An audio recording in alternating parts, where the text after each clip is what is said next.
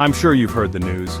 There's a new kid stomping around the savannah, and let's just say, he's got a lot to learn. First up, Junior tries to keep up with Dad, but when your feet are the size of dinner plates, walking is a whole workout. Then, it's water time. Dad sprays like a pro. Junior accidentally soaks his own head. Hey, practice makes perfect. Next, Junior takes a tumble. Rolls, flops, pops right back up. Dad doesn't even notice.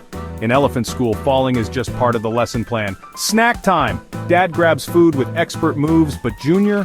He's all trunk and no technique. Food everywhere, table manners not in this jungle. And finally, our dynamic duo strolls off into the sunset. One day, Junior will be just like Dad, but for now, we laugh, we learn, and we trunk on. Subscribe for more wild laughs.